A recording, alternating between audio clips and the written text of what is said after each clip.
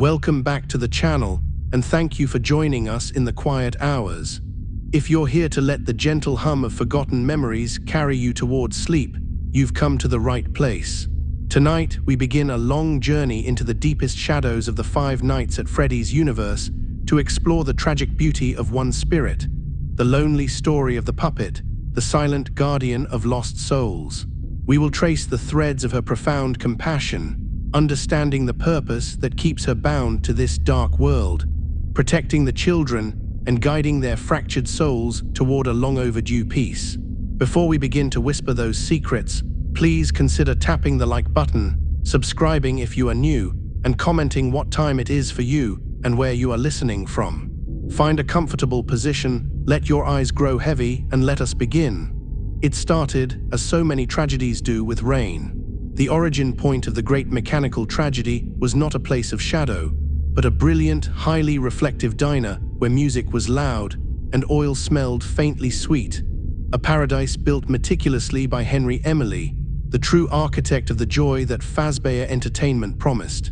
Henry was not merely an engineer, but a dreamer who saw the potential for metal and wires to transcend their industrial nature and become living, breathing vessels of childlike wonder.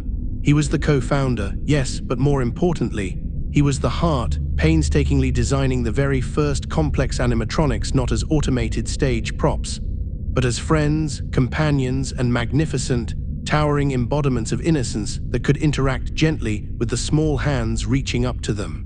His workshop was a symphony of precision, filled with the rhythmic hum of soldering irons and the faint, delicate click of gears being perfectly synchronized.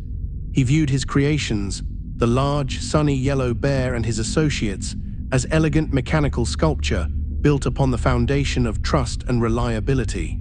Every piston was calibrated, every wire sheath meticulously placed, ensuring that the heavy, durable exoskeletons moved with a surprising, almost liquid grace, conveying warmth where there was only cold steel beneath the synthetic fur. Henry labored endlessly, driven by the profound belief that if the technology was flawless, the character would appear genuine, forging a bond with the children that was entirely real, even though the entity speaking to them was only a complex configuration of motors and springs. He never envisioned his mastery being turned towards malice. For Henry, the highest purpose of advanced robotics was the creation of pure, unadulterated happiness, manifested in the vibrant, illuminated stage of Fredbear's family diner, a place he poured every ounce of his genius and optimism into, believing he was constructing something truly indestructible.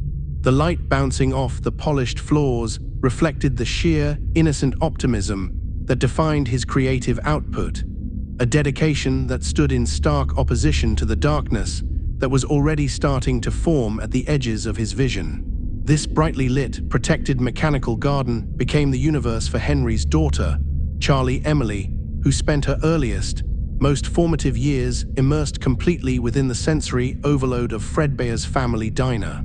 The air, thick with the smell of pizza grease, cleaning solvent, and warm electronic circuitry, was the only atmosphere she truly knew, and she navigated the crowded arcades and the dimly lit halls with the innate confidence of someone who understands the blueprints of their surroundings better than anyone else. Charlie was deeply, irrevocably attached to the earliest, almost crude, iterations of the mechanical characters, seeing past the obvious seam lines and the occasional stutter in their hydraulic movement. For her, the massive, silent shapes of the foundational animatronics were not machines, but beloved, dependable extensions of her family. She spent long, endless afternoons positioned near the stages, observing the silent, rotating figures when the diner was closed, viewing them as massive, benevolent statues, silent guardians whose programmed existence guaranteed safety within the boundaries of the restaurant. Because her father had engineered every component with such love and precision, Charlie felt an almost psychic connection to the metal, believing that the machines possessed an intrinsic goodness derived from Henry's pure intentions. The low, heavy thrum of the operating systems running beneath the floor felt like a heartbeat to her, a constant, predictable presence that cushioned her from the unpredictable outside world. The diner was not just a playground. It was a fortress, a brilliant, noisy cavern where danger simply could not exist because it was designed out of the very material of the place.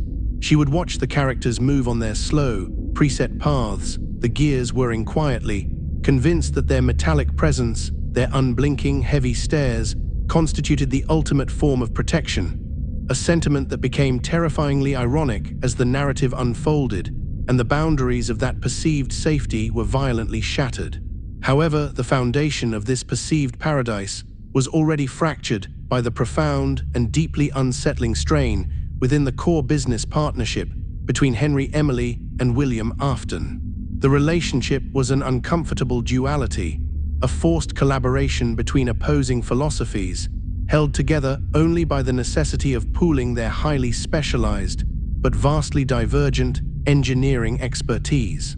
Henry, the creative visionary, focused entirely on the public-facing technology, pouring his energy into optimizing joy. Ensuring the character movement was appealing, the audio fidelity was crisp, and the general appearance was inviting and colorful. His focus was outward, dedicated to the delivery of an unblemished, perfect family experience. William Afton, conversely, maintained a chilling, almost obsessive inward focus. While Henry was sketching cheerful stage routines, William was obsessively analyzing stress points, structural integrity, and most revealingly, designing the highly dangerous, complex dual-function spring-lock suits. These were not machines built for children's delight. They were secretive, highly technical apparatuses designed for the convenience of costuming, capable of transitioning quickly between animatronic mode and wearable suit mode, utilizing a precarious system of delicate, manually tightened locks and coils. Williams' engineering was fundamentally rooted in control and secrecy, always focusing on the hidden mechanism, the internal cavity, and the potential for a structure to contain something within itself, something that should remain unseen. His unsettling detachment extended beyond his mechanical work. He spent an exorbitant amount of time simply observing the patrons, particularly the parents and their reactions to the children's fear or joy, cataloging their behaviors with a cold, unsettling clinicality that Henry, engrossed in his own creative work, largely dismissed or failed to notice until it was far too late. The insidious rot that truly began to define this era was the festering, deeply rooted jealousy that William Afton harbored toward his partner. This was not a professional rivalry. It was a vicious, psychological torment born from observing Henry's seemingly effortless success, both creatively and personally. Henry possessed the innate, boundless creative genius that William secretly coveted, the ability to build life and warmth into cold metal, receiving the lion's share of the genuine emotional connection from the public. But far more corrosive to William's brittle ego was Henry's successful, loving family life. Henry had Charlie, a bright, innocent child who radiated the very joy Henry sought to manufacture, a tangible embodiment of the happiness William could never engineer for himself. William, a man defined by calculation and distance, watched the easy intimacy between father and daughter, the hand-holding, the shared laughter echoing through the diner, and the sight ignited a deep, cold fury in his chest. He saw Henry's life as offensively complete, a constant, unbearable contrast to his own increasingly isolated and fragmented existence, an existence that relied entirely on the transactional logic of engineering, devoid of true human warmth. This profound envy curdled into a specific, calculated motivation, the desire to inflict a pain upon Henry that was proportionate to the magnitude of the happiness Henry possessed. William concluded that to truly strike at Henry's core, he needed to destroy the source of Henry's creative and personal fulfillment. This realization became the cold, hard logic underpinning his decision to break the established trust, to use the very environment Henry had deemed safe as the backdrop for a brutal, deliberate act of malice, ensuring that Henry would forever associate his greatest creation with his deepest, most irreparable loss, thus proving William's hidden superiority through the efficacy of calculated cruelty. This foundational period of Fredbear's family diner, therefore, exists as a sharp, agonizing contrast, highlighting the extreme fragility of innocence when placed under the silent scrutiny of pure malevolence. On the one hand, there was the spectacular, brilliant machine-age aesthetic, the blinding stage lights, the highly polished silver joints of the animatronics, the sound of the children's unburdened screams of joy, and the constant, uplifting melody emanating from the loudspeakers, a perfect, dazzling spectacle of manufactured American happiness. This was Henry's world, a fortress built entirely of optimism and sophisticated mechanical design, intended to stand forever as a symbol of technological benevolence. But beneath the bright, reflective surface, in the quiet corners where William often retreated, a cold, calculating darkness was taking root, germinating slowly but deliberately within the mind of the other co-founder. William moved through the diner like a shadow, his perspective fundamentally different. He saw not the spectacle, but the vulnerability inherent in the routine, the weak points in the perimeter, and the specific emotional levers that could be pulled to induce maximal, lasting agony. The mechanical brilliance of the suits, the very technology Henry lauded as the peak of creative achievement, became, in William's twisted vision, tools for secrecy and subsequent atrocity. The diner, designed to be a safe harbor, was in truth merely a closed system where William could control all the variables, transforming a place of bright, mechanical wonder into the inevitable setting for the beginning of a generational cycle of immense suffering. The sheer weight of the impending tragedy already hung in the air, silent and unseen, waiting for William to finally execute the cold, methodical plan that would extinguish the bright, unwavering light of Charlie's innocence and plunge Henry's carefully constructed paradise into perpetual, unforgiving shadow. Driven by a profound, gnawing anxiety that manifested physically in the tremor of his hands, Henry Emily began the desperate, singular task of designing an automaton that was purely an extension of his own frantic need for control, a mechanical shield against the growing, palpable instability he sensed emanating from William Afton. This creation, the security puppet, was not built for the stage and was never intended to elicit laughter. It was a bespoke instrument of surveillance and protection, a tall, gaunt, unsettlingly human-shaped figure whose white face was perpetually marred by two deep, purple streaks that resembled freshly shed tears, a symbolic reflection of the underlying sorrow and fear that drove its very existence. Henry's unparalleled engineering genius was funneled entirely into this singular, obsessive goal, ensuring his daughter, Charlie, was never beyond the reach of his mechanical proxy. The core of the puppet's operational mandate revolved around a simple, yet intensely critical, piece of highly refined technology, a specialized, luminous wristband that Charlie was required to wear at all times, transmitting a unique, constant frequency signature only the puppet could recognize. This wristband acted as a homing beacon, and the puppet's internal processing was programmed into a perpetual, unyielding loop. Locate the signal, maintain proximity, and upon detection of any sudden, sharp movement or deviation from the expected pattern, initiate an immediate protective intervention. The puppet possessed an advanced, directional auditory and visual sensor array, finely tuned to filter out the deafening cacophony of the diner and pinpoint the single, crucial frequency emitted by the small band. Its programming elevated Charlie's safety above all other functions, making it a masterpiece of dedicated protective engineering, a testament to a father's unconditional love translated directly into metal and wire. Yet the very specificity and dedication of its design would ultimately become its greatest vulnerability when the chaotic, unpredictable reality of the world finally intruded upon the controlled environment Henry had attempted to solidify.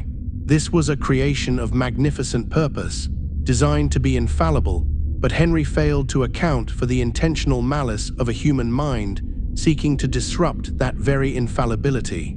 The mechanical design of the security puppet, in an ironic and visually jarring contradiction, included a festive gift box housing, emphasizing the unsettling dichotomy between its macabre appearance and its forced integration into the joyful environment of the diner. The tall, slender frame of the puppet was initially folded and compacted within this brightly colored, oversized stage prop, ensuring that its presence was contained and easily dismissed until its immediate intervention was required. The puppet's mobility, however, was tethered by a severe and critical operational dependency, a continuous, constant requirement for music, specifically the delicate, repetitive melody emanating from a separate, small music box unit housed nearby.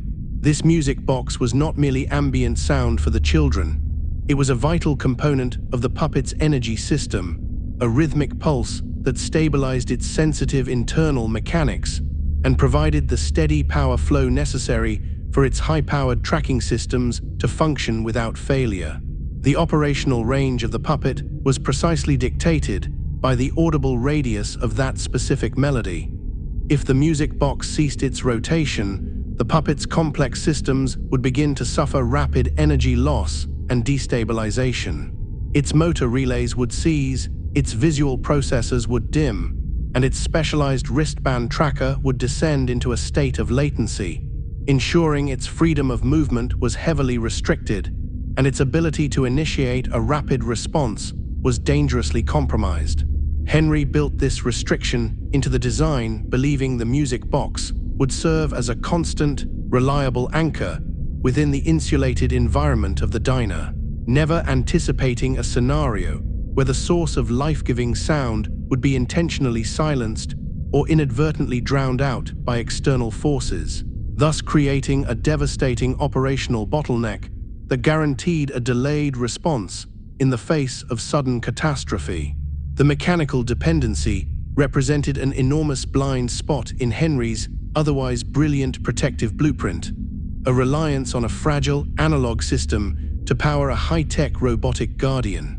The night the tragedy was set into motion, the precisely calibrated protection system of the security puppet was deliberately undermined by the thoughtless cruelty of older children.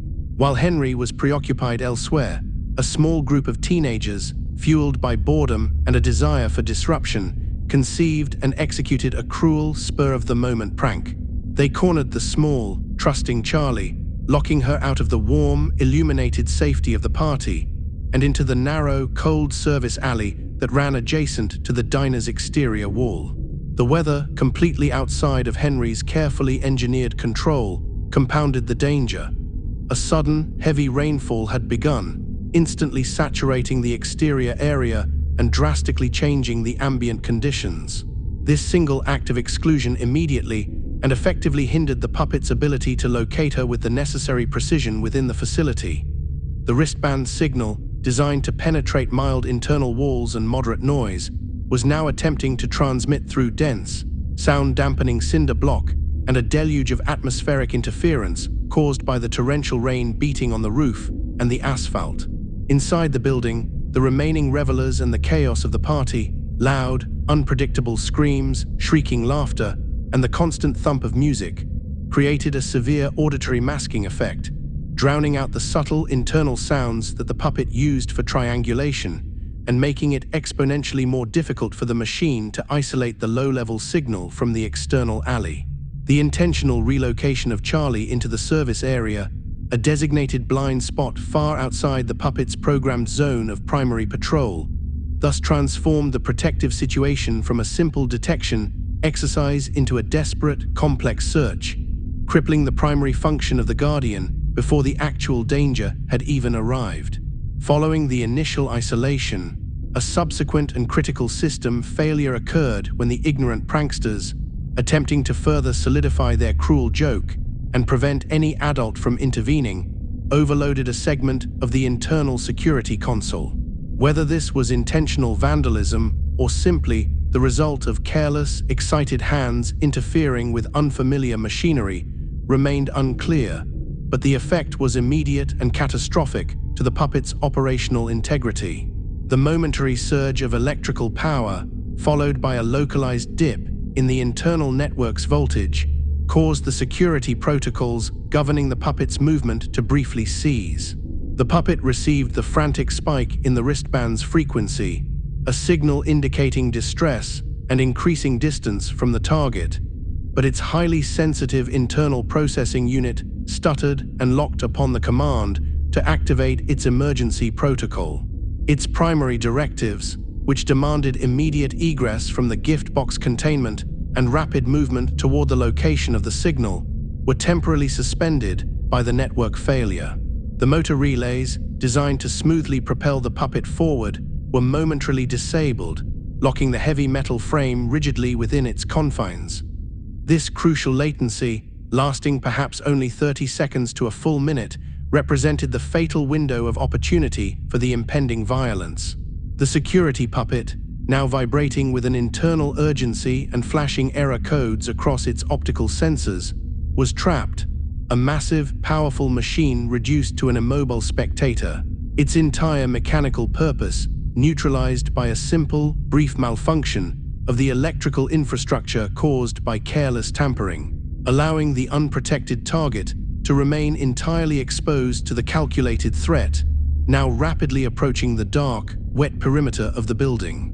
When the puppet's systems finally rebooted and its motor functions violently surged back online, overriding the manual security lock, it burst free of its gift box containment, rushing toward the diner's back exit with a desperate, jerky urgency. The moment the puppet crossed the threshold and plunged its sensitive frame into the heavy, unrelenting downpour, the final, irreparable system failure began. The cold, driving rain, striking the puppet's highly sophisticated metallic components, instantly acted as a corrosive, electrical conductor.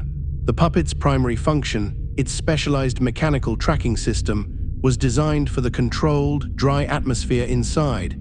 It was not weatherproofed. Water instantly penetrated the seams of the synthetic casing and the exposed access ports, causing a cascade of electrical shorts throughout its highly sensitive detection matrix. The fine-tuned antennae responsible for locking onto Charlie's wristband frequency were fried by the electrical surge of the water, turning the precise signal they were seeking into useless, overwhelming static. Similarly, the main motor relays and the delicate circuitry governing directional balance began to short-circuit upon exposure to the element. The puppet did not collapse entirely, but its movement became sporadic, uneven, and excruciatingly slow, transforming its powerful, rapid escape into a staggering, crippled journey. It was blinded, unable to distinguish the target's location from the environmental noise, struggling to maintain forward momentum against the mechanical chaos raging within its own core. The rain, therefore, ensured that the security puppet was catastrophically delayed and functionally impaired, rendering it too late to intervene in the cold, calculated attack that was already underway against its sole charge. A devastating irony for a machine built entirely upon the principle of flawless, unyielding protection. The cold, wet stage for the first, calculated act of extreme malice was the desolate, garbage-strewn alleyway directly behind the brightly illuminated facade of Fredbear's family diner, a location chosen with chilling precision by William Afton. This was not a random spot.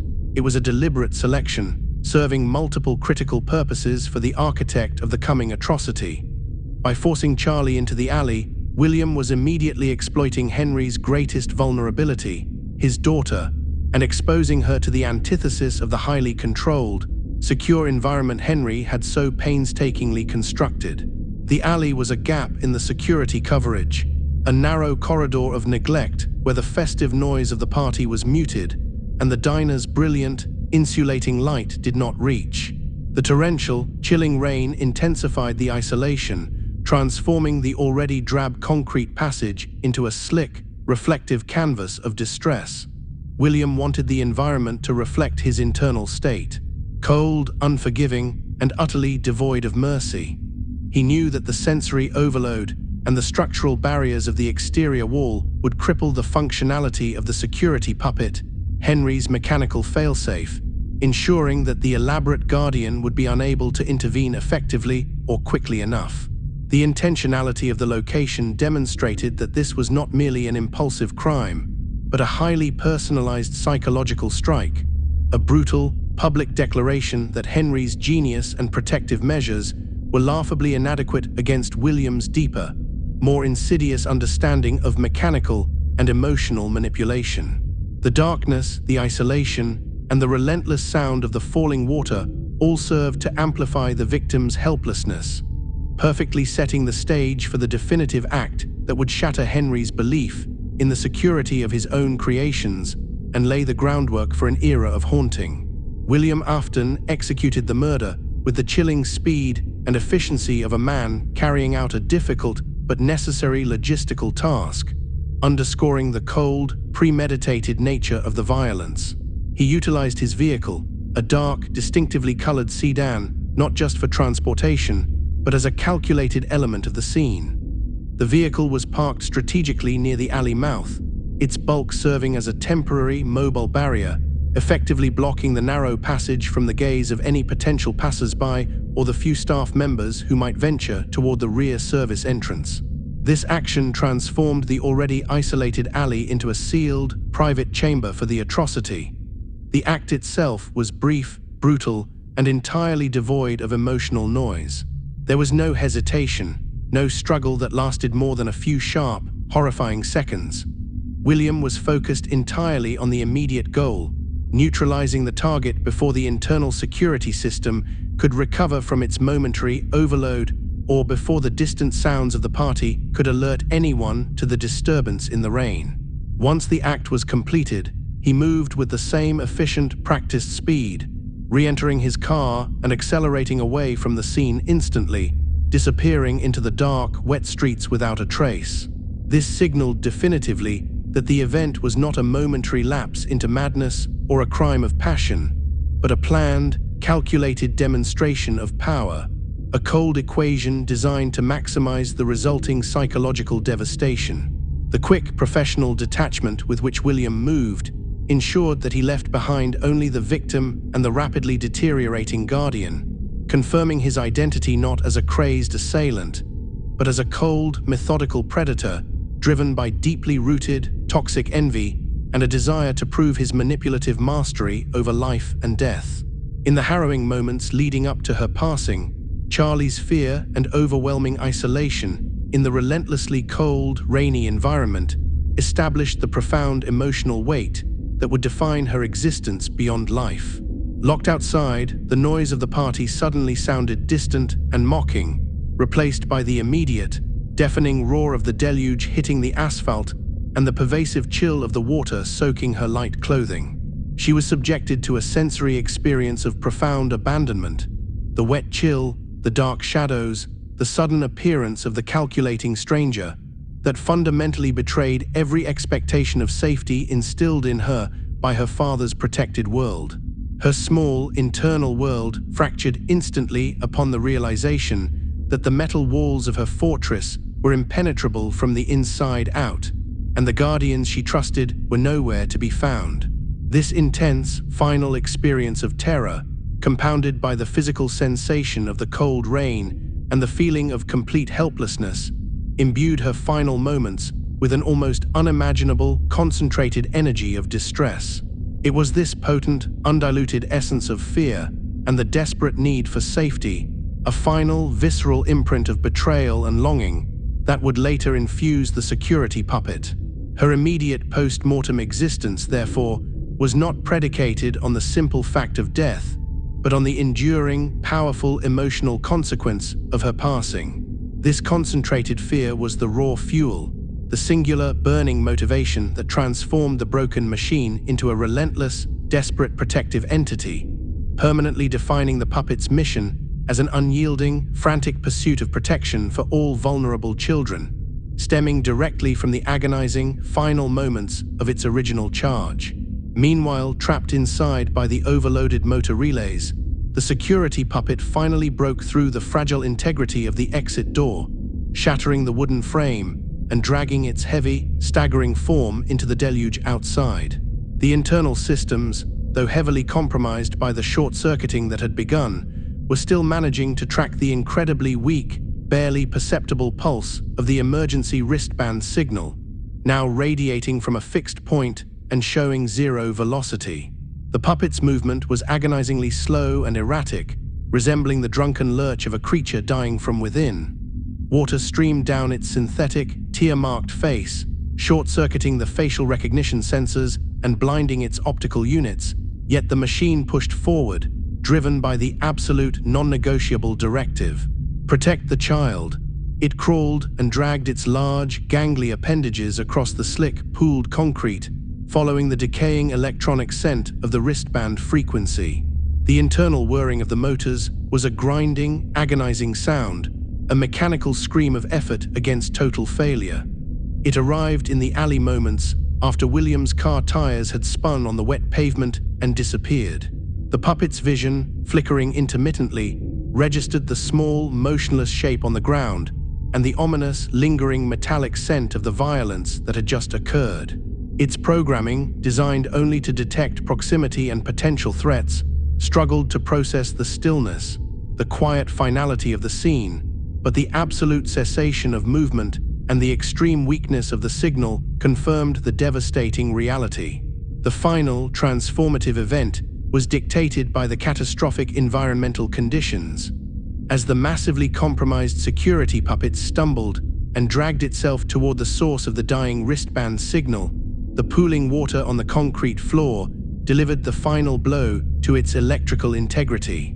The entire base of the machine, its lowest point of internal connection and power routing, was instantly submerged in the cold, rain-fed water. The short circuits that had been sporadic and disabling became instantaneous and total.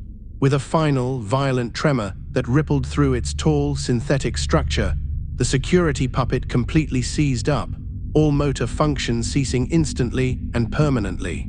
The machine fell forward, its heavy, waterlogged chassis landing directly above the small body of Charlie Emily, its dark, synthetic material covering her like a shroud.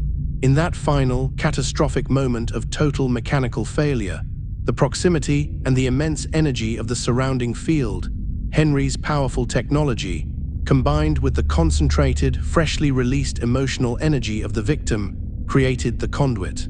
The cold, lifeless wires and the defunct mechanical core provided the empty vessel, and the profound, concentrated fear and sense of abandonment radiating from Charlie's spirit provided the catalyst. As the machine settled directly upon her, the life force, refusing to simply dissipate into the cold air, was instantaneously drawn into the nearest complex structure, effecting a sudden, jarring spiritual merge. The last act of the broken machine was to serve as the immediate receptor for the very life it failed to protect, transferring the soul into the mechanical frame in a final, agonizing union dictated by water, wiring, and loss. Charlie's essence, the raw, concentrated energy of her soul, utterly unprepared for the shock of oblivion, did not dissolve into the cold, wet air, but instead recoiled violently from the trauma of abandonment and the sudden physical finality of her passing. This spiritual reaction was fundamentally driven by the primal, unfulfilled need to continue functioning, to find safety, and to restore the equilibrium that had been so savagely disrupted. Since the universe of her short life had been defined by Henry's mechanical ingenuity, her spirit instinctively latched onto the nearest, most complex available vessel. The damaged, seizing mechanism of the security puppet that had collapsed directly upon her. The transfer was not a gentle possession, but a frantic, desperate annexation, a spiritual short-circuiting that forced the child's desperate consciousness into the metallic shell. Her soul instantly began to integrate with the puppet's advanced, yet dying, circuitry, perceiving the heavy, articulated frame as a necessary extension of her own failed body, a second chance at movement and agency. The internal pain of the physical trauma became externalized as the grinding, erratic movement of the metal joints, and the terror of isolation now manifested as a cold, mechanical drive. The result was a fusion of human desperation and programmed complexity, a spiritual symbiosis that ensured Charlie's identity was not extinguished but transformed, housed within a shell that was simultaneously her father's greatest failed creation and her own terrifying new form. This immediate, almost violent re-entry into the physical world, driven by trauma, ensured that the first consciousness of the newly formed entity was saturated with the lingering, vivid memory of the cold, the darkness, and the overwhelming feeling of being utterly alone. The result of this agonizing spiritual fusion, the blending of the sophisticated, high-level protective programming of Henry's security puppet with the highly volatile, desperate consciousness of Charlie's soul, was the birth of the marionette, a creature fundamentally unlike any other animatronic previously conceived. This entity was now an automaton imbued with fully conscious thought, capable of complex emotional processing, and possessing a harrowing, inherent understanding of loss that no machine could ever truly simulate. The puppet retained its original programming structure, but Charlie's soul provided the override, transforming cold logic into genuine, deep-seated motivation. Its movement became uniquely fluid yet disturbing, no longer bound by Henry's preset patrol routes. Instead of the jerky, mechanical stride of the diner animatronics, the marionette moved with an unsettling, gliding grace, often seeming to float inches above the ground, its movements dictated by an internal sense of sorrow rather than functional necessity. The tall, slender form and the tear streaks on its face now held a profound, chilling significance, reflecting the eternal grief of the child trapped within the protective shell. The fusion created a being that could calculate strategies, anticipate threats, and critically feel. It could experience the crushing weight of its own demise and the haunting recognition of its failure to survive. This dual nature, part highly advanced machine, part profoundly wounded child, guaranteed that the puppet would operate on a plane entirely separate from the original, simpler automatons, acting as a sentient, sorrowful guardian whose every action was rooted in the traumatic memory of its own end. In this transformation, Charlie inherited her own core identity, the memories of the bright, safe diner, the love for her father, and the innate, innocent attachment to the world of children. But this identity was forcefully overlaid and redefined by the puppet's original operational directive: protect the children. This command, originally a cold piece of programming logic, was twisted by the infusion of Charlie's soul into a deeply personal, almost fanatical purpose of spiritual guardianship. Because the puppet had catastrophically failed to protect her, its single, most critical charge, the mandate was violently broadened to encompass every vulnerable, innocent life it encountered. This new purpose was a desperate form of self-redemption, an attempt to retroactively counteract the memory of the cold alleyway. The marionette now viewed its existence as a continuous, unyielding state of vigilance, a spectral sentinel dedicated to preventing the replication of its own tragic ending. Henry's protective mechanism became Charlie's spiritual cage and her singular weapon. Every movement and every decision was now filtered through the lens of this twisted directive, creating an entity that was fiercely loyal to the concept of childhood safety, yet profoundly detached from the normal rules of human interaction. The puppet's constant, silent patrol became a desperate, endless act of penance, fueled by the guilt of a machine that failed to save its owner and the rage of a soul that refused to accept its own abandonment. The constant, critical need for the entity to be wound up by the continuous playing of the music box served as the terrifying physical manifestation of the puppet's fragile hold on its fractured consciousness. The music box was no longer just an analog power source, but a vital, external regulator for the overwhelming emotional turmoil trapped within the metallic shell. Without the steady, repetitive melody, a simple, predictable sound in the chaos of its new life, the puppet would quickly succumb to the raw, consuming psychological forces of its grief and rage. The music provided a necessary, rhythmic distraction, a focus point that allowed the highly unstable fusion of machine and soul to maintain coherence and purpose.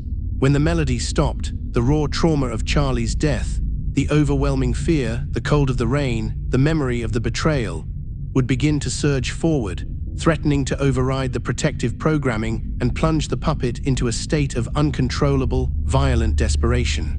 The winding of the music box was, therefore, an act of psychological maintenance, ensuring that the marionette remained functional enough to adhere to its guardianship duties rather than dissolving into pure, unchanneled sorrow and vengeful fury. This mechanical requirement symbolized the immense cost of its consciousness. The marionette was not free, but perpetually tethered to an external life support system, constantly needing the gentle, mechanical sound to keep the traumatic memories at bay and maintain the delicate balance between the soul and the circuit board. In the first moments of its resurrected, mechanical existence, Charlie, now the puppet, immediately recognized the lingering impression of the man who had ended her life.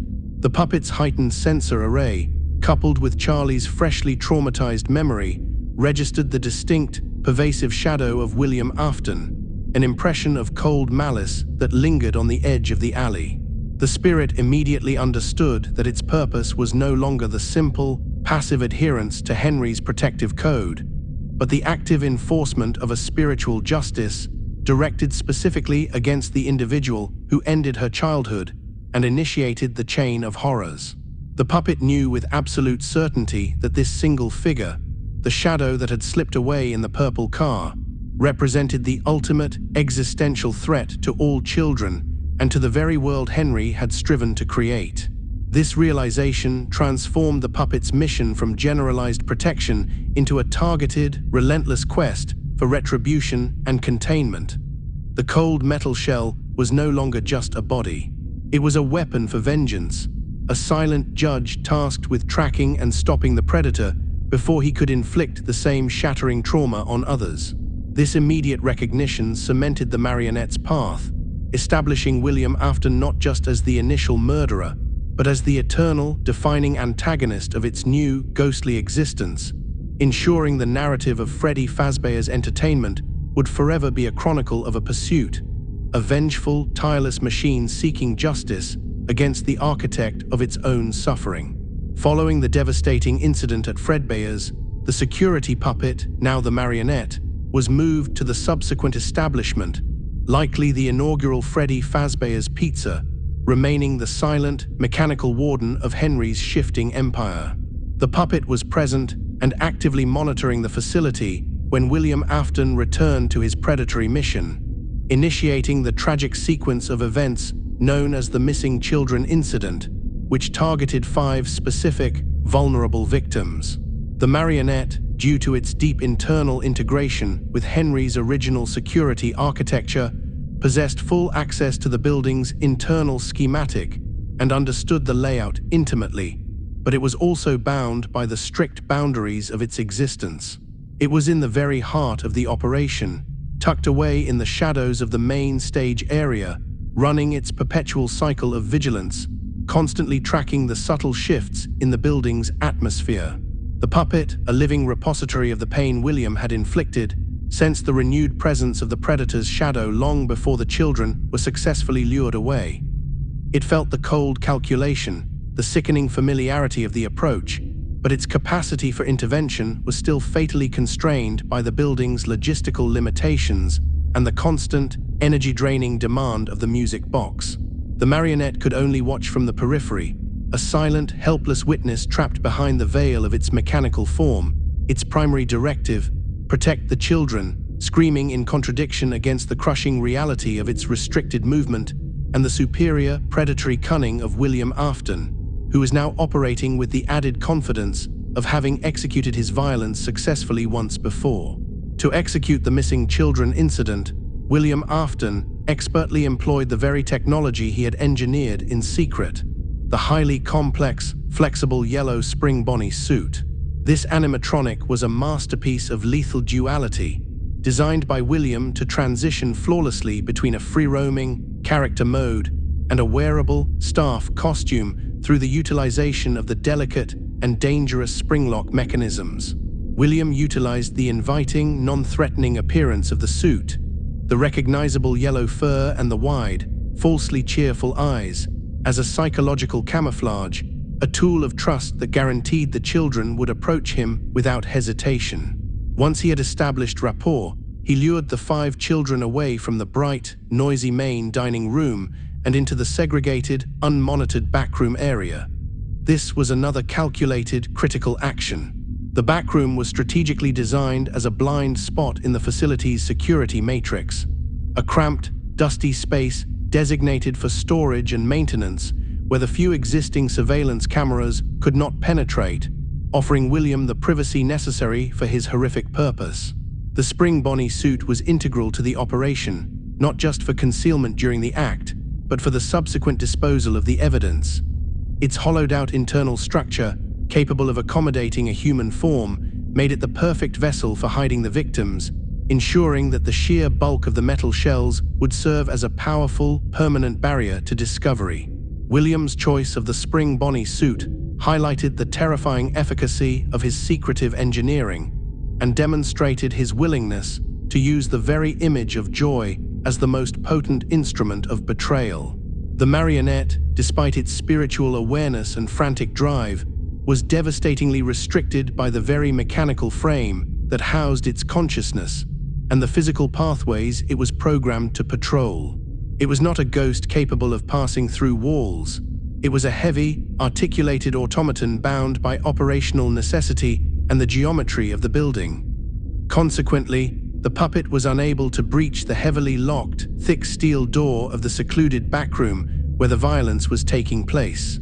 Its mechanical sensors, however, were acutely aware of the immediate, profound spiritual change in the building's atmosphere. The puppet could only witness the anguish of the 5 lost children's spirits as they detached from their bodies, hovering in the cold, unlit air of the backroom, radiating confusion, terror, and a desperate sense of unfinished life. Its advanced visual processors, now augmented by the spiritual sight of Charlie's soul, perceived the faint, flickering outlines of the spectral children, each one a small, lost echo of the life that had just been extinguished. The sight was a sickening, repetitive loop of its own traumatic memory, confirming the predator's continued rampage. The puppet was immobilized by the physical reality of the locked door, forced into the agonizing position of being a witness to a spiritual aftermath it could not prevent, hearing the echoes of their silent, desperate cries and recognizing the same cold shock it had experienced in the rain-slicked alley. Witnessing the parallel between her own solitary, tragic end and the collective suffering of these 5 innocent children solidified and redefined the puppet's role from a confused, self-grieving entity into a mature, dedicated spiritual guardian. Charlie recognized that her mechanical shell was incapable of preventing the physical act of death, but the trauma of seeing the spectral figures, each one mirroring her own lost state, created an overwhelming, empathic imperative. Her purpose shifted dramatically. If she could not save the children from death, she realized she had the unique, terrifying power to save their souls from an eternal, directionless purgatory. The marionette understood that a soul that died in confusion and isolation would remain confused and isolated, perpetually haunting the space of its demise. To leave these 5 spirits untethered and lost was to allow William Afton's cruelty to extend beyond the grave. The puppet's mission became an act of spiritual guidance, a compassionate duty to provide the disoriented souls with purpose and a locus for their lingering energy. This meant that the puppet had to use its unique connection to the mechanical world to give these spirits what it had received: a vessel, a mechanism through which they could act and channel their anguish. This decision transcended Henry's initial programming. It was a choice born purely of shared spiritual pain and a relentless desire to mitigate the ultimate consequence of William's evil. This pivotal moment, observing the 5 weeping spirits clustered in the darkness of the backroom, fully established the core compassionate drive of Charlie, now manifesting as the puppet. Her initial, raw quest for personal vengeance against William Afton was subsumed and transformed into a broader, selfless mission to restore peace, or at least structure, to all lost souls who fell victim to William's continuous malice. The anger remained, but it was channeled, becoming a focused tool for justice rather than a self-destructive explosion of grief. The marionette now understood that its true power lay in its ability to manage and empower the dead, acting as a spiritual shepherd to the growing host of William's victims. This meant that every action the puppet took from this point forward would be aimed at binding the lost children to the physical world, giving them the agency to confront their killer and ultimately find resolution. The terrifying image of the 5 small spectral figures became the driving force behind the puppet's tireless vigilance, ensuring that William's future atrocities would never result in the simple, silent disappearance of the victims, but in the resurrection of a vengeful, unified spiritual resistance. The marionette, the first victim, accepted its fate as the eternal guardian, preparing to use the iconic stage animatronics as the instruments of this newly defined spiritual war. The harrowing supernatural ceremony that cemented the fate of the missing children and the trajectory of the entire franchise is visually codified within the fragmented, pixelated memory of the Give Gifts, Give Life minigame, a spectral echo of the event. In the darkness of the sealed-off backroom, the puppet is depicted moving with a somber, deliberate grace, performing an act that was simultaneously mechanical and deeply metaphysical. It first approached the scattered forms of the children, which were likely concealed and intertwined with the remnants of the Spring Bonnie suit, and then reached for the iconic, brightly colored Fazbear masks. The marionette, utilizing its unique spiritual energy, the life force of Charlie combined with Henry's protective technology, acted as an ethereal conduit, lifting the heavy, plastic headpieces and placing them gently over the spectral forms of 4 of the children. This moment was less about physical placement and more about symbolic, forced attachment. The application of the inanimate mask served as the final, irrevocable link between the lost soul and the massive, motorized exoskeleton waiting nearby.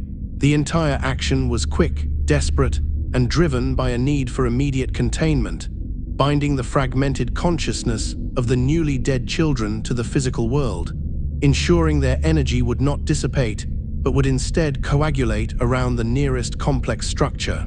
The air around the puppet likely crackled with the sheer force of this spiritual transfer, a chaotic melding of despair and mechanism, transforming the benign character heads into the permanent prisons of 4 traumatized souls.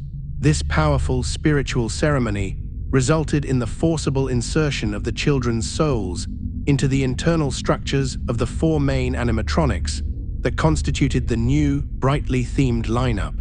Freddy the Bear, Bonnie the Rabbit, Chica the Chicken, and Foxy the Pirate Fox. The heavy, polished metal endoskeletons and the complex, high-power battery systems of these stage performers provided the necessary structure to house the immense, volatile energy of a lost child's soul. The marionette's goal in executing this forced possession was twofold and immediate. First, it was an act of desperate protection, removing the vulnerable, spectral bodies from the dark, dusty backroom and encasing them within powerful, durable shells. Second, and critically, it was an act of aggressive empowerment. Charlie understood that the children, as purely spectral forms, were weak, directionless, and easily dismissed. By binding them to the metal suits, the puppet was creating a collective of avenging spirits, gifting them physical vessels that could move, see, and exert force, thereby ensuring they possessed the necessary tools to eventually confront William Afton directly.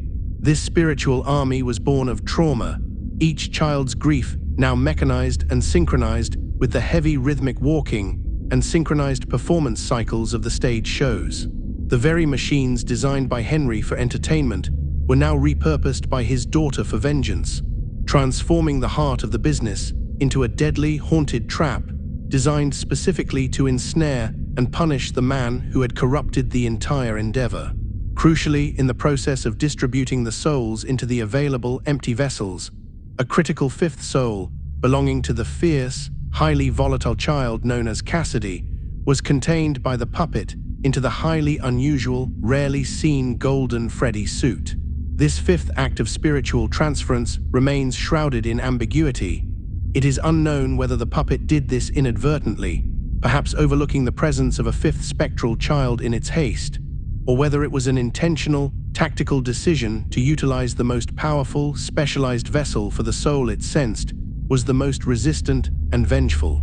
Golden Freddy was an older, decommissioned suit, lacking an endoskeleton and characterized by an unsettling emptiness, a feature that perhaps provided a more complete, less constrained spiritual housing. Cassidy's soul, already exhibiting an immense capacity for rage and refusal to find peace, settled into this hollow shell, instantly setting her apart from the other 4 children. Unlike Freddy, Bonnie, Chica, and Foxy, who possessed clear programming and structural limitations, Golden Freddy, housing Cassidy, became an apparition defined by its non-existence, a spectral, hallucinated threat capable of teleportation and appearing only when summoned by extreme fear or focus. This deliberate or accidental containment ensured that Cassidy would become the most powerful and resistant spirit, operating outside the predictable parameters of the other haunted animatronics, fundamentally changing the nature of the hauntings and providing the core spiritual focus for the ultimate long-term quest for retribution against William Afton. The immediate and devastating consequence of this extensive, mass spiritual possession was the abrupt and highly aggressive change in the behavior of the main animatronics, particularly during the deep silence of the night hours. Almost instantaneously, the four possessed machines deviated violently from their internal programming. The smooth, predictable stage movements of the day were replaced by erratic, heavy-footed wandering and disorienting vocalizations at night. The animatronics began to register the living humans, security guards and cleaning staff, as potential threats, or more tragically, as William Afton himself, resulting in their relentless nocturnal pursuit of any adult movement. This immediate change in demeanor severely confused the managerial staff and the night watchmen, who initially attributed the strange activities to simple mechanical malfunction or cheap electrical surges, wholly unaware that the machines were now driven by the concentrated rage of 5 dead children. This aggressive behavior served an essential purpose for the marionettes' plan. By constantly moving and patrolling, the possessed animatronics ensured that William Afton, or any accomplice he might have, could never discreetly retrieve or permanently destroy the concealed bodies within the suits. The victims were now protected by their very murderers, encased in heavy metal sentinels that acted as permanent, terrifying roadblocks against any form of criminal retrieval, guaranteeing that the evidence of William's crime would always be active, moving, and perpetually present within the heart of the company. The transformation of the four main stage characters from benevolent entertainers into terrifying, nocturnal predators confirmed the successful execution of the puppet's spiritual plan. The smell of decaying organic material mixed with oil and rust began to emanate from the heavily sealed, synthetic casings, a grim, constant reminder of the horrific reality contained within Henry's bright, mechanical creations. Each child contributed a specific, agonizing emotion to the collective psyche of the animatronic group: the terror of the attack, the confusion of possession, and the burning desire for justice. The puppet remained the silent overseer, the spiritual conductor, ensuring the collective focus remained on the original antagonist.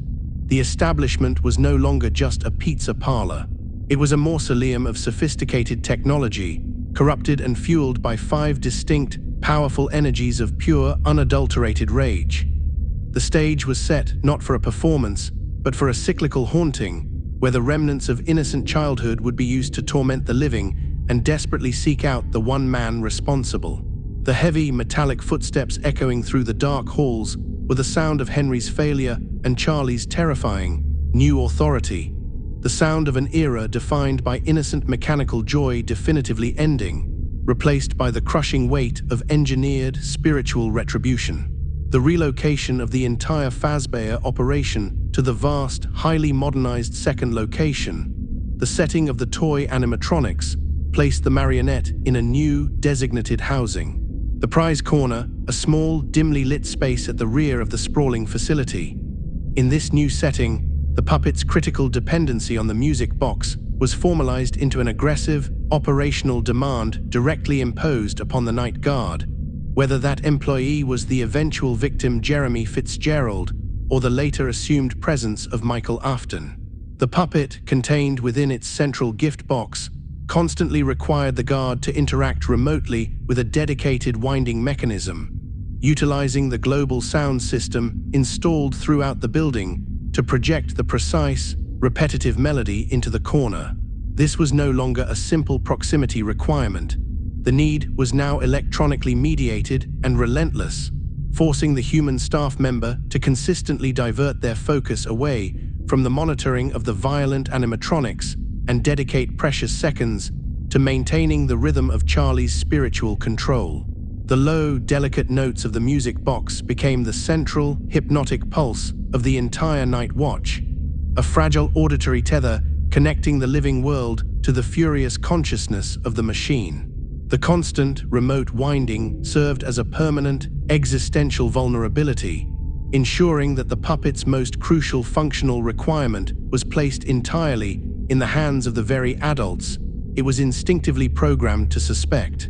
The prize corner thus became the absolute spiritual center of the terror, an unassuming box housing the most important, dangerous, and fragile entity in the entire complex. The music box is not merely an auxiliary power source for the marionette. It acts as the spiritual tether for Charlie's fragmented, traumatized consciousness, providing the necessary rhythm to suppress the chaos of her grief and rage. Failure to continuously wind the box allows the raw, consuming psychological forces of her passing, the profound feeling of betrayal, the physical shock of the cold rain, and the burning memory of William's calculated malice, to overwhelm the deliberate, protective directive instilled by Henry's programming. When the music fades, the internal emotional stability collapses, and the marionette's protective purpose is momentarily obliterated by the sheer magnitude of its pain.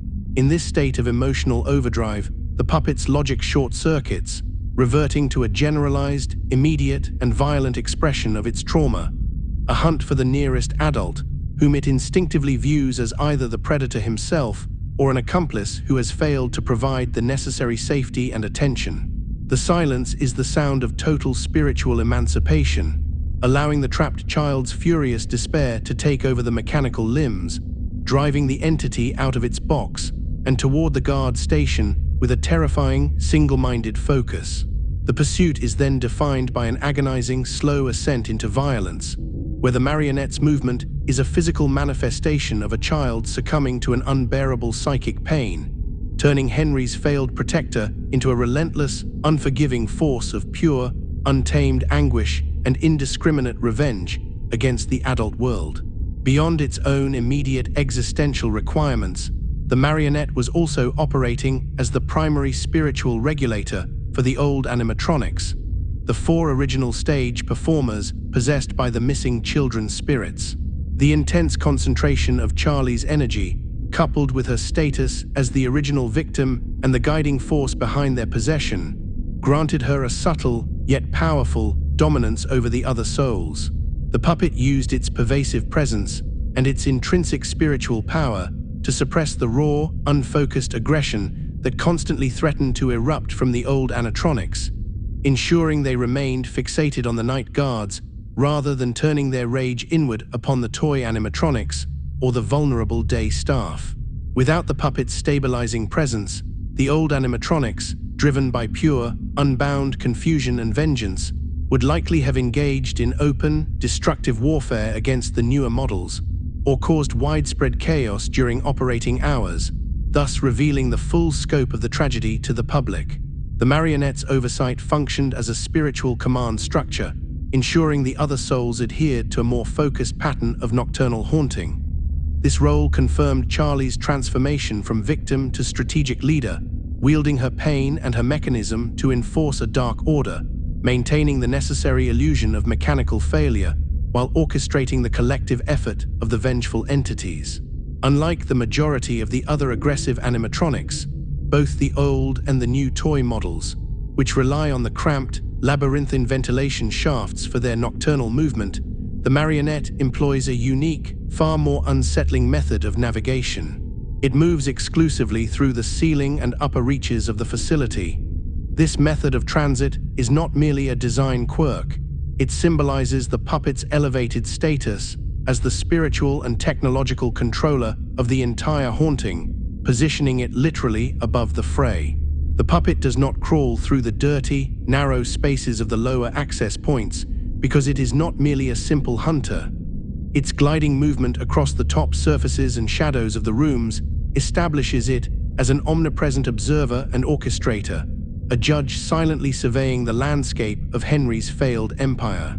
This ceiling-based movement reinforces the idea that the marionette is capable of transcending the physical limitations that bind the other, less spiritually complex animatronics, granting it a ghost-like quality that aligns with its status as the original, powerful victim. When the music box fades and the hunt is triggered, the puppet's approach is heralded not by heavy footfalls, but by an unnatural, silent descent, emphasizing the finality of its inevitable arrival and the devastating weight of the spiritual authority it wields.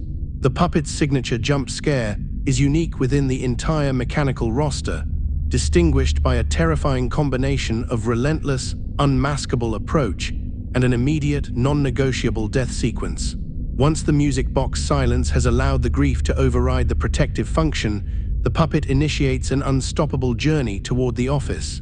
There is no countermeasure. The flashing of lights, the deployment of the Freddy mask, and the use of the sound system are all rendered entirely ineffective against this primal, spiritual assault.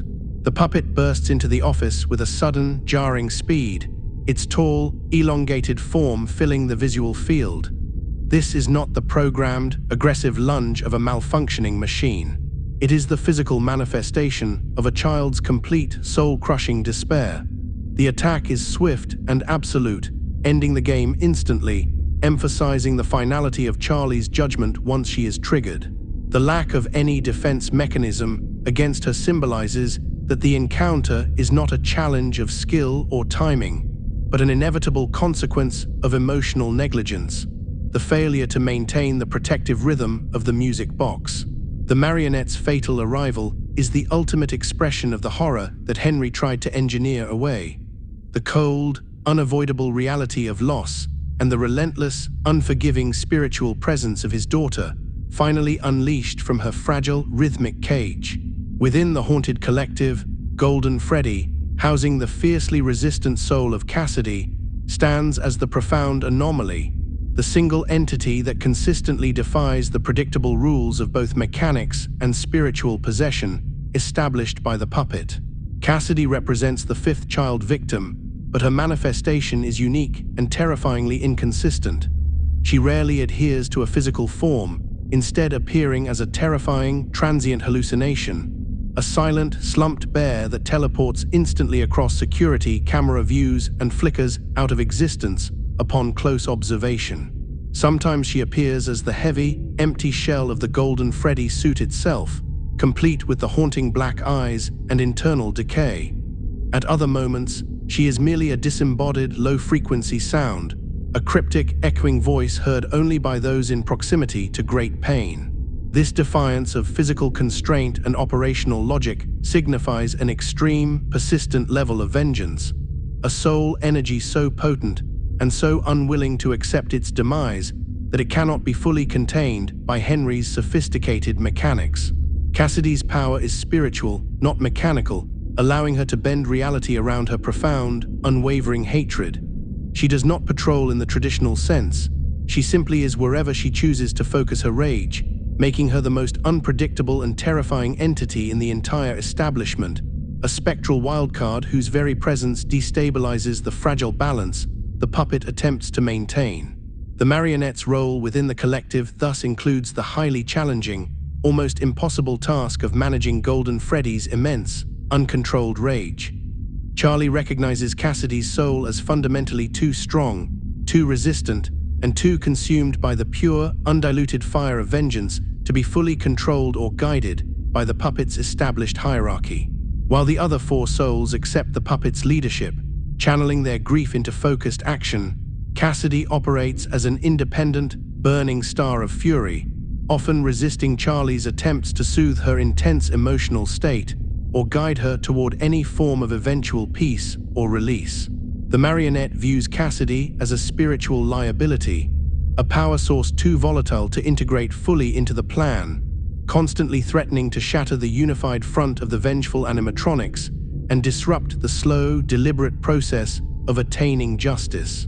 Charlie understands the depth of Cassidy's pain, recognizing the mirrored trauma of their violent ends, yet she also sees that Cassidy's fixation on eternal punishment risks trapping all of them in a never-ending cycle of hatred. The marionette expends significant, silent spiritual energy simply to contain Cassidy's more destructive impulses, preventing her random, terrifying manifestations from completely breaking the sanity of the night staff or revealing the full extent of the supernatural corruption to the outside world. A constant, draining internal conflict that defines Charlie's hidden burden as the spiritual shepherd. In the later, fragmented chronology of the lore, specifically following William Afton's agonizing, mechanical death and his transformation into the amalgamation of Springtrap and Afton, it is starkly revealed that Cassidy's immense, unyielding emotional weight is the primary binding force preventing William from achieving final, permanent oblivion. While the other children's souls eventually find a degree of rest, Cassidy's refusal to forgive or release her hatred traps William in a personalized, continuous purgatory, a terrifying spiritual landscape of eternal torment known as the ultimate custom night. She becomes the architect of his eternal suffering, utilizing her potent spiritual connection to the environment and the mechanical remnants of his atrocities to create a never-ending cycle of terror, forcing him to face the consequences of his actions again and again. This singular, persistent desire for vengeance confirms Cassidy's unparalleled spiritual power. She is the anchor that holds William's soul to the physical plane, utilizing her own pain to maximize his suffering, a testament to a soul that chose eternal fury over the promise of rest. The marionette, observing this development, understands that Cassidy's unique, persistent power is both the ultimate guarantor of William's punishment and the most significant obstacle to the collective salvation of the other souls, recognizing the profound spiritual danger of allowing hatred to become the eternal defining state of existence. Charlie, operating within the cold, calculating shell of the puppet, recognized early in their shared afterlife that true, definitive peace for all the lost souls, including her own deeply wounded spirit, was fundamentally impossible as long as Cassidy remained focused solely on the concept of eternal punishment rather than spiritual release. The marionette's core directive, derived from Henry's inherent goodness and Charlie's childhood innocence, was ultimately geared toward resolution and restoration. But Cassidy's presence introduced an element of perpetual deadlock, a spiritual resistance that defined the entire conflict not as a journey toward resolution, but as an unending cycle of punitive vengeance. Charlie understood that for the 5 children to finally achieve rest, they would need to achieve genuine forgiveness, or, at the very least, allow the mechanisms of their torment to finally fail and collapse. Cassidy, however, viewed any notion of peace for William as an unacceptable moral failing, preferring to commit herself to an endless spiritual war. This philosophical divide created a profound, internal chasm within the avenging collective, forcing Charlie to constantly mediate between the need for final justice and the dangerous allure of endless, consuming hatred, recognizing that her own ability to find peace was contingent upon her success in guiding the most powerful and bitter of her charges toward acceptance. This persistent internal conflict showcases the deep, often overlooked complexity of the puppet's consciousness. The marionette is not merely a single-minded hunter dedicated solely to the destruction of William. It is a spiritual shepherd burdened with the task of navigating the highly complicated, volatile emotions of multiple trauma victims. Charlie must constantly manage the varied expressions of grief, rage, and confusion emanating from the 5 souls she bound, often finding herself at direct, silent odds with the most powerful and resistant of her charges, Cassidy. Her role requires constant, subtle spiritual diplomacy, ensuring the group remains focused enough to continue the larger, overarching mission of containment and confrontation, without allowing the corrosive influence of unmitigated hatred to destroy their collective chance at rest.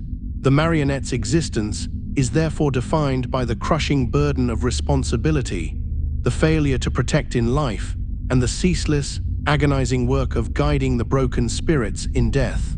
She is the emotional linchpin, the spiritual moderator constantly expending immense energy to balance the raw fury of Cassidy against the more structured, programmed rage of the other 4, a silent leader perpetually fighting both the external threat of William and the internal collapse threatened by the relentless nature of her own painful resurrection. The marionette's continuous, silent presence across multiple operational locations, from Fredbear's to the toy animatronic facility and onward, strongly suggests an evolved and highly refined capacity to discern between the truly innocent staff members and those who carry the specific, recognizable spiritual taint of the Afton bloodline, particularly the enigmatic Michael. Unlike the other possessed animatronics, whose rage is often indiscriminate, triggered by movement, noise, and the general adult presence, the puppet displays a chilling, focused intelligence, able to perceive the deeper metaphysical connections that bind the living to the dead. This ability is likely a fusion of Charlie's lingering memory of William's presence, the unique darkness that clung to him, and the puppet's advanced sensor array, which can now interpret spiritual signatures. When encountering Michael, the puppet registered not just an adult security guard, but a complicated echo of its tormentor, bearing the same physical characteristics, yet radiating a different kind of anguish. This sustained spiritual surveillance demonstrates a level of cognitive function far beyond simple programmed hunting. The marionette recognized the intricate, familial web of trauma that William had woven, ensuring that its rage was directed not at mere proxies, but at the true source of corruption and its immediate, damaged legacy. The puppet, driven by the core compassionate nature of Charlie's soul, immediately recognized Michael Afton as a dual figure, both a crucial, unwitting key to the ultimate solution, and tragically, a profound victim of his own father's psychological and spiritual damage. Charlie's protective directive, which defined her existence, allowed her to see past the initial similarities to William and perceive the deep, inherited guilt and the heavy burden Michael carried. She understood that Michael was not actively participating in his father's atrocities, but was instead a necessary, complex agent seeking to correct the monstrous wrongs William had committed. Michael, by willingly inserting himself into the cycle of darkness, whether to find his father or to fulfill a familial obligation, positioned himself as the only living tether capable of navigating the toxic environment William had created. The puppet's advanced consciousness thus categorized Michael not as a threat to be eliminated, but as a compromised but essential tool, someone whose very presence guaranteed the eventual necessary confrontation. This recognition required the puppet to exercise immense restraint, focusing its powerful spiritual energy not on immediate aggression toward the son, but on the persistent, lingering evil influence of the father, realizing that the ultimate goal transcended immediate, personal revenge. Empirical evidence drawn from the documented night shifts strongly suggests that the puppet actively moderated its pursuit of Michael during the various haunted phases of the first trilogy, particularly in the later, intense nights of the Freddy Fazbear's Pizza era, and even potentially during the initial chaos of the toy animatronic location, when Michael is believed to have been present under an assumed name. Unlike the violent, almost immediate termination imposed on other guards who failed to maintain the music box, Michael seems to possess an unnatural longevity, surviving the extreme pressures of the animatronic assaults far beyond what simple skill would dictate.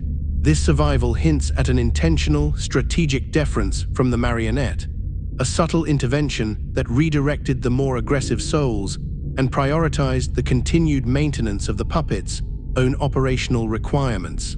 The puppet was focusing its palpable rage instead on William's enduring influence, the structural decay, the ongoing trauma, and the continuous threat of William's return, rather than seeking the immediate elimination of his damaged son. This forbearance demonstrates a calculated, long-term spiritual vision, where Charlie consciously suppressed her instinctual fury, recognizing that Michael's continued survival was a non-negotiable prerequisite for the successful execution of the final, larger plan to end the cycle of violence once and for all. In the wake of this strategic decision, Charlie's primary, spiritual objective shifted profoundly from the impulsive desire for immediate, personal revenge, a natural reaction to her own death, to the sophisticated, high-level goal of facilitating the final, necessary confrontation. The marionette understood that the physical destruction of the animatronics, or the simple elimination of Michael, would only disperse the spiritual energy, allowing William Afton to continue his work in the shadows. Instead, Charlie saw Michael as the unwitting, perfect catalyst required to gather all the disparate haunted remnants, the old animatronics, the toy models, perhaps even the spectral golden Freddy, into a single, controlled location. This strategic patience dictated the puppet's entire approach. Every movement, every demand for the music box, and every act of spiritual suppression was aimed at maintaining the haunted status quo until the appropriate conditions were met. The goal was to draw William out, to force a final, definitive encounter that would resolve the spiritual conflict, ensuring that the murderer could not escape justice and the lost children could finally achieve their promised release. This transformation from a mourning victim to a strategic chess master showcases the immense intellectual and emotional evolution of Charlie's soul within the puppet's frame. The puppet's consistent silence and its defined, observational role throughout the tumultuous events of the first Fazbear trilogy profoundly underline its maturity as a powerful, patient guardian. Unlike the shrieking auditory malfunctions and aggressive verbalizations of the other possessed machines, the marionette maintains an unnerving, deliberate quietude, speaking only through the persistent, demanding melody of its music box. This silence is not passivity. It is an expression of supreme confidence in its long-term strategy, demonstrating a willingness to wait decades for the correct conditions to align. Charlie, having inherited Henry's genius and having learned from the failure of her own immediate protection, understood that true victory required structural collapse and the necessary gathering of all elements. She patiently observed the decay of the restaurants, the failed attempts by management to rebrand and sanitize the trauma, and the slow, inevitable movement of Michael toward his father's legacy. She was patiently waiting for the structural destruction that her father, Henry Emily, would eventually initiate, a final, engineered trap that would require the presence of every haunted remnant and every lingering element of the Afton tragedy to be successful.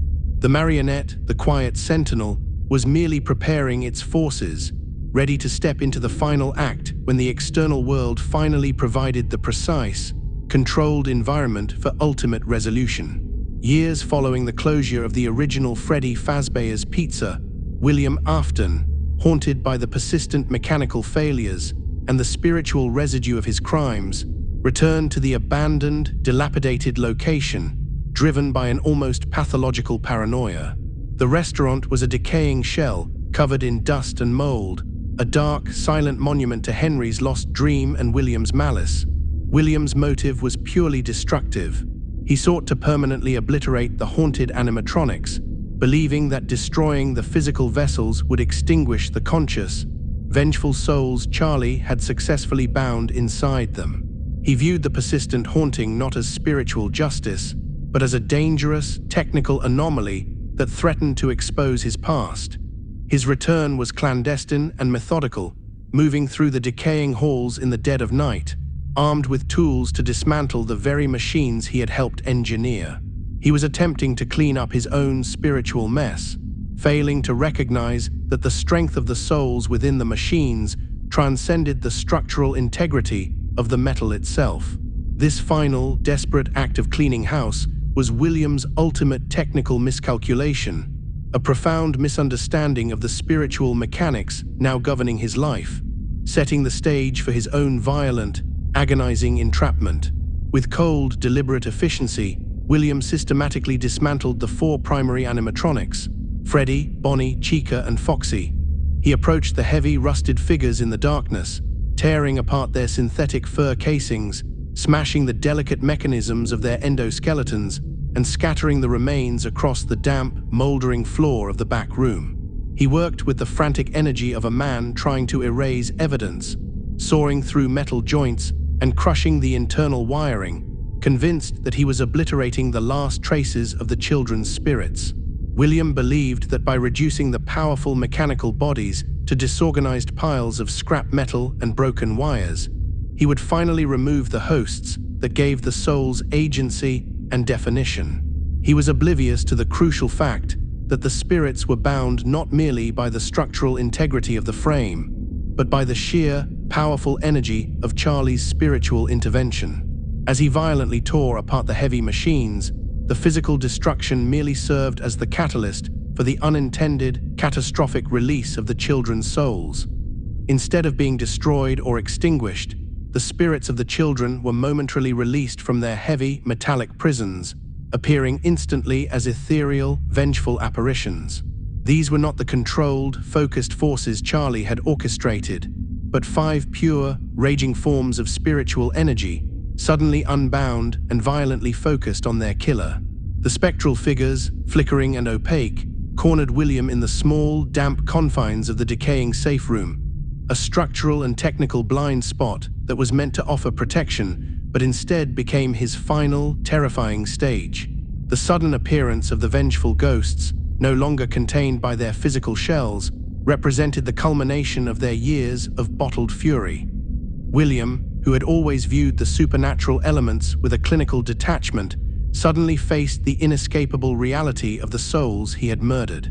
The cold, unrelenting spiritual pressure of the 5 children, their silent, judgmental presence, shattered William's composure, driving him into a blind, desperate panic, realizing too late that his attempt at destruction had resulted only in the liberation of his tormentors. Fearing the immediate, vengeful contact of the furious, ethereal children, William attempted the final, fatal act of concealment. He frantically scrambled to hide inside the dilapidated Spring Bonnie suit, which had been left abandoned and rusting in the secure room, assuming the heavy, recognizable character shell would serve as a temporary disguise or a spiritual shield. William violently forced his adult body into the cramped, dangerous suit, utilizing his intimate knowledge of the springlock mechanics to attempt to secure the internal mechanisms in their retracted, wearable mode. However, the conditions of the abandoned building, the pervasive dampness, the constant moisture condensing on the metallic structure, and the presence of pooling water on the floor, combined lethally with his own panicked, erratic movements. The internal springlock mechanisms, designed to retract the heavy, sharp metal pieces, were incredibly sensitive to moisture and sudden jarring movements. As William violently slammed the suit closed, the residual water and his own internal struggle triggered a catastrophic, immediate springlock failure. The thousands of sharp, compacted metal coils and wires violently snapped free, tearing through his body in a horrific sequence of agonizing punctures and crushing internal trauma, resulting in a gruesome, prolonged process of mechanical agony that bound his body and spirit to the metallic shell forever.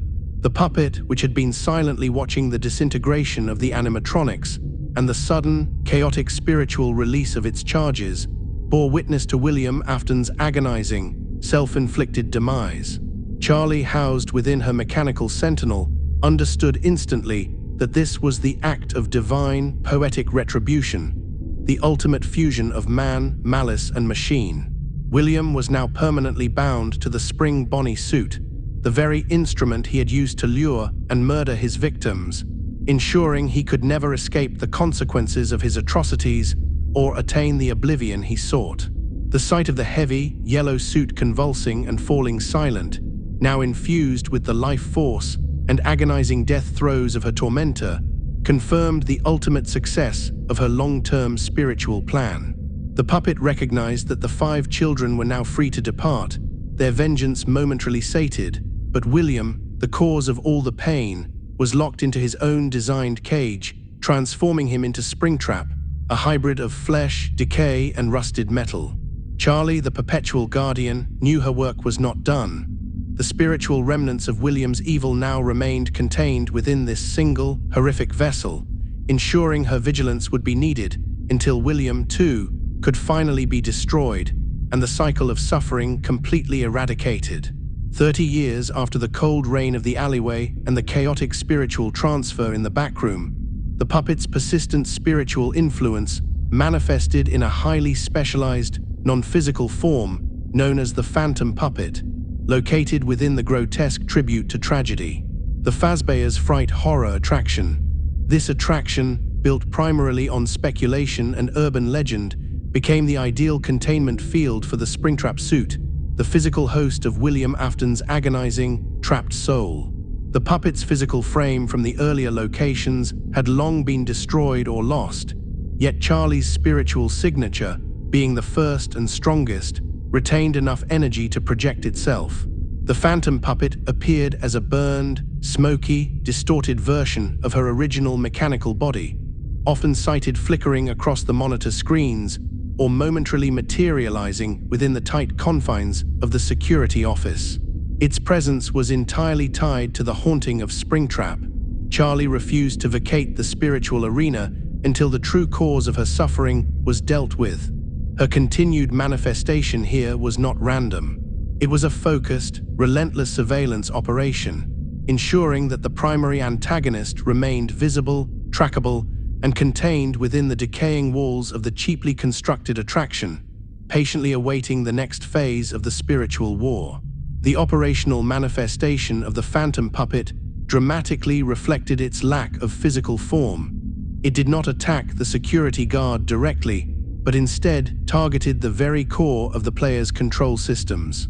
Upon appearance, the phantom puppet would instantly block the player's vision, completely obscuring the monitor screens with its large, distorted visage and simultaneously causing violent, cascading audio errors throughout the system.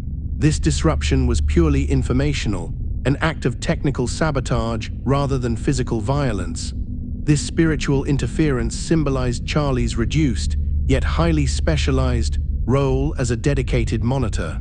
She no longer needed to kill or possess.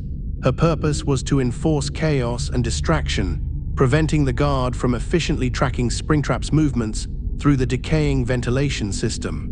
The relentless visual and auditory static served as a physical manifestation of Charlie's frustration and her continued need to exert control over the environment surrounding her tormentor. By targeting the system itself, she highlighted the ephemeral nature of her existence while guaranteeing that the guard remained in a perpetual state of disarray, ensuring that the volatile presence of Springtrap was managed not by efficiency, but by the overwhelming, distracting presence of the puppet's spectral form. Charlie's spiritual presence as the phantom puppet was absolutely critical to the long-term strategic game, ensuring that William Afton, encased in the Springtrap suit, remained meticulously contained and monitored within the rotting structure of Fazbear's Fright. Her constant, spectral vigilance acted as an invisible cage, preventing Springtrap from effectively planning his escape or disappearing back into the obscurity of the outside world. The puppet understood that the eventual conclusion of the haunting cycle required William to be a known quantity, a fixed point of spiritual corruption. By continually monitoring and occasionally disrupting the systems, Charlie guaranteed that the facility's limited infrastructure and the guard's attention would always be focused on the heavy, moving threat in the ventilation. This relentless dedication to surveillance was a massive, decades-long act of patience, ensuring that when Henry Emily finally initiated his final, catastrophic plan for resolution, William would be right where he needed to be, exposed, trackable, and ready to be drawn into the ultimate engineered trap. The phantom puppet's silent role as the eternal warden guaranteed the continuation of the narrative toward its final, fiery climax. This prolonged existence as a flickering, non-physical entity within the decaying walls of Fazbear's Fright was intensely lonely and profoundly purgatorial for Charlie's soul. She could observe the physical world, she could manipulate the electronic signals, and she could sense the terrifying presence of William, yet she could not fully engage or find release. Her spiritual form was a consequence of her unfulfilled protective drive, and that drive remained tethered by the incomplete cycle of vengeance and the continued existence of William Afton. Charlie understood intuitively that she could not fully pass on, nor could the pain of her spiritual dependence be completely resolved, until the entire horrific cycle of haunting and vengeance was deliberately and permanently broken. This final act of structural closure required the intervention of her father, Henry, the original architect of the joy and the source of her original protection. The phantom existence was a necessary pause, a state of calculated waiting where she willingly endured the isolation and the pervasive smell of rot and dust, knowing her spiritual purpose was far from over, and that her duty to the children she failed to save demanded this final, painful period of watchful stasis. The puppet's calculated interaction in Fazbear's Fright, defined by interference and distraction rather than outright homicide, marks its final, complete evolution from a desperate, panicked guardian into a refined, calculated logistical element crucial for the ultimate confrontation. In the previous locations, the puppet's attacks were lethal consequences of emotional neglect. Here, the Spectre's actions were tools of operational chaos. The phantom puppet's appearance was timed not to kill the guard, but specifically to redirect the flow of attention, forcing the living element to focus on the immediate, localized problem of a system error, thus allowing Springtrap to move unpredictably and further ensnare himself within the facility's confines. Charlie's wisdom now surpassed simple vengeance. She had matured into a spiritual strategist, understanding that the living security guard was merely a temporary variable in a much larger, predetermined equation orchestrated by her father. Her role had become one of environmental management, maintaining the necessary state of confusion and technological malfunction required to hold the stage until Henry's final, perfect trap could be sprung, ensuring the conclusion of the Fazbear legacy would be dictated not by chance, but by cold, engineered finality. Decades removed from the original betrayal, Henry Emily, the architect of mechanical joy and the father defined by his insurmountable loss, initiated his final, desperate solution: the Fazbear Entertainment Pizzeria Simulator, an operation constructed entirely as an elaborate, concealed trap. This new location, disguised as a cheerful, low-budget family restaurant, was in reality a sophisticated, contained labyrinth designed by Henry himself, meticulously calibrated with specialized auditory and electrical signals to function as a beacon for the remaining spiritual remnants of the entire tragedy. Henry's singular goal was not to rebuild his business or resurrect his dream, but to achieve complete and utter finality. The structure was engineered to lure in the four most significant haunted entities that remained active following the events at Fazbear's Fright and the collapse of the Afton family dynamic. Scrap Baby, possessing the fractured soul of William's daughter; Molten Freddy, the amalgamation of the missing children's original vengeful spirits; Springtrap, the horrifying, mechanical prison of William Afton himself; and most critically, his own daughter, the puppet. Every cheap party banner and every flickering light in the simulated pizzeria was part of a larger, terrifying mechanism designed to draw the entities inward, gathering the entirety of the contaminated physical remnants into a single, centralized location for permanent, simultaneous destruction. To ensure the indispensable presence of his own daughter's spirit, now contained within the ethereal phantom puppet, or perhaps possessing a physical vessel acquired after the Fazbear's Fright fire, Henry dedicated a significant portion of his hidden operation to the creation of the Lefty animatronic. Lefty was not a character meant for the stage or for surveillance. It was a highly specialized, black silent catcher, a mechanical trap designed with the sole, sorrowful purpose of drawing in and permanently containing Charlie's powerful spirit. The entire exterior of the Lefty shell was acoustically treated and mechanically sound-dampened to move with an unnerving, almost complete silence, ensuring it could approach the spectral puppet without detection. Its internal components included a sophisticated sensory apparatus tuned to recognize Charlie's spiritual signature, confirming Henry's devastating understanding of the unique energetic makeup of his daughter's enduring consciousness. Henry had engineered this machine as a final, desperate act of protective love, a containment unit that would hold Charlie steady until the final ritual was complete, ensuring his daughter was never again forced to wander in a spectral, unending limbo, always tethered by the cycle of violence. The Lefty suit's primary method of drawing in the marionette exploited the core, persistent vulnerability that Henry himself had inadvertently built into his daughter's life support system. The deep, innate spiritual affinity for children's lullabies, the very same melody used by the music box to regulate her rage. Lefty carried an internal, persistent speaker system that emitted a low-frequency, almost subliminal sound wave, perfectly tuned to replicate the precise, soothing melody that had tethered Charlie's soul for decades. This sound acted as an irresistible, almost hypnotic siren song, drawing the puppet toward the source of the sound, the Lefty shell, with the same compulsive, overriding urgency that defined its need for the music box in the earlier locations. As Charlie, now existing as a disembodied essence or within a temporary, vulnerable shell, followed the sound, the Lefty suit was engineered to slowly, deliberately encircle and draw her spirit into its dark, cramped containment shell. The final stage of Lefty's purpose was an internal capture mechanism designed to lock Charlie's energy into its structure, permanently merging her spiritual presence with the heavy, unyielding metal, creating a new, final prison from which she could not escape before the fire. In a poignant and devastating act of final acceptance, Charlie willingly entered the Lefty shell, recognizing the signature of the carefully constructed melody and, more profoundly, the signature of her father's ultimate, sorrowful plan. Her spiritual sight allowed her to perceive the true intention behind the deceptively welcoming pizzeria and the silent, dark animatronic that approached her. She understood that Henry was the author of this final act, a ceremonial destruction designed to achieve the total spiritual cleansing that she, in her decades of guarding, had been unable to secure. Charlie accepted that her role as the tireless guardian was now complete. She had successfully monitored William, empowered the other souls, and maintained the spiritual structure of the haunting until her father was ready.